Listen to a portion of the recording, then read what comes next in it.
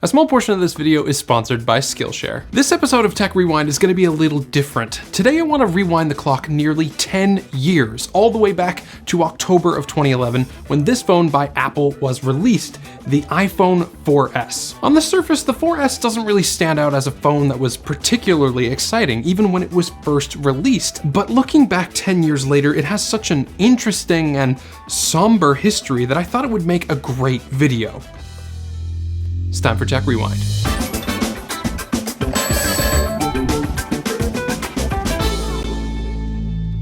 The iPhone 4S was unveiled by Phil Schiller. For those of you that watched the keynote, you might remember the event feeling like it was lacking energy or that it was eerily somber. You might have initially thought that that was because the 4S was a boring phone and Apple knew it, but that isn't the case. It was actually because Apple's execs were very much aware that their friend, mentor, and head of Apple, Steve Jobs, could pass away at any moment. Apple representatives reportedly told the local police department that there was a possibility that Steve could pass away that week so that they could prepare for the masses to gather. Immediately after the 4S keynote, Phil, Tim Cook, and a few others actually went to visit Steve at his house in Palo Alto. The very next day, Steve passed away surrounded by his friends and family. You can go back and watch the keynote and you can tell that even though Phil Schiller put on a great show, he seems very subdued, and that's completely understandable given the circumstances. It must have been really rough for all of them. As for the phone itself, 2011 was a refresh year for Apple. The iPhone 4S had a nearly identical body to the iPhone 4, with most of the upgrades coming from internals and the software. They used the same Apple A5 CPU as was in their newly released iPad 2, which was the best of the best at the time, and they upgraded the rear camera from a 5-megapixel shooter to an 8-megapixel one that featured 1080p video recording. Who here remembers Antennagate? Antennagate was the name coined by the media that referred to the iPhone 4's antenna problem. When you held the phone in your left hand, the iPhone 4 would lose the network connection and would frequently drop calls. With the iPhone 4S, Phil announced that the antennas had the capability to switch between one another on the fly for better phone quality and to avoid the problems of the previous phone's antenna. Other than those hardware upgrades though, the 4S didn't really bring many more new things to the table. The 4S still had the same low-resolution 3.5-inch LCD display at 960 by 640, the same 512 megabytes of RAM, and roughly the same size battery. The 4S did have one more big software trick up its sleeve though: Siri. The 4S was the first phone to get Siri. Scott Forstall, the senior VP of Apple software at the time, demoed Siri live on stage at the keynote, and the crowd seemed to love it. In fact, in a way, it was Siri on the iPhone 4S that really opened my eyes to the power of YouTube. A friend of mine, you know who you are, uploaded a video of himself asking questions to Siri right after the 4S had been released, and it went on to receive tens of thousands of views within the span of a couple of weeks.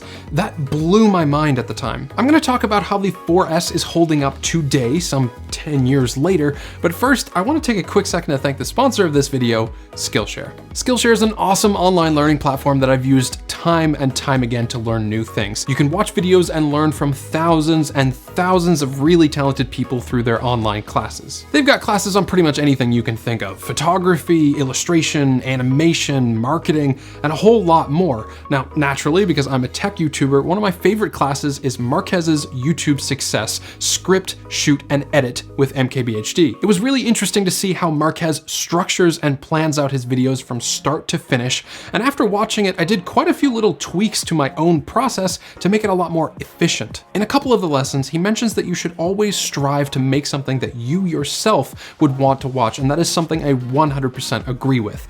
I highly recommend spending some time to do something meaningful, like learning a new skill or hobby through Skillshare's online classes. It's super affordable at less than $10 a month with an annual subscription, and in my opinion, it is totally worth it. The first 1,000 people to use the link in my video description will get a free trial of Skillshare Premium membership so that you can go and explore your creativity. Thanks to Skillshare for sponsoring this portion of the video, and now let's get back to the 4S. So enough about the past, let's talk about the present. Because Apple recently started going back to these squared off side rails, the 4S looks a lot more modern these days.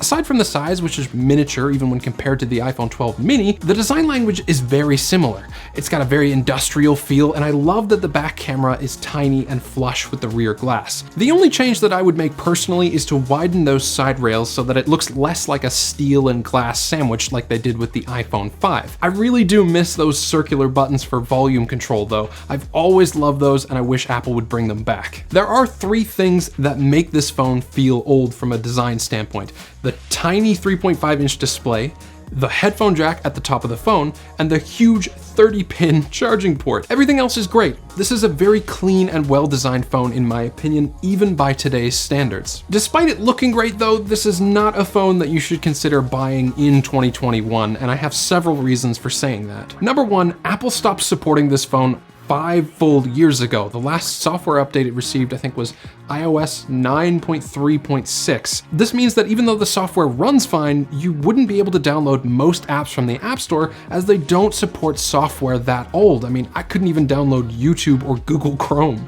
The internals are also just not fast enough to handle most modern tasks. It's got half of a gigabyte of RAM, remember, 512 megabytes. If you have more than one app open, the phone just starts to stutter and lag like crazy. But I mean, what do you expect? The phone is 10 years old after all. Most smartphones don't survive past 5 years, let alone 10. Because it's that old, the battery life has also become abysmal.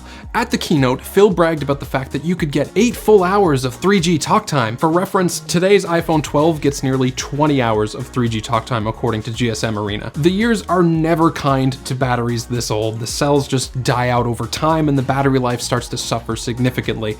You'd be lucky to get half the battery life of when it was new these days. What about the cameras? Well, like I mentioned, there's an 8 megapixel camera on the rear, which is tiny by today's standards, but the megapixel count of the front-facing camera is far lower. This camera is a 0.3 megapixel shooter, and I'm sure if you zoomed in a little, you could count the pixels. It's interesting to look back at the cameras in a phone to see just how far we've come both in hardware and the software with computational photography.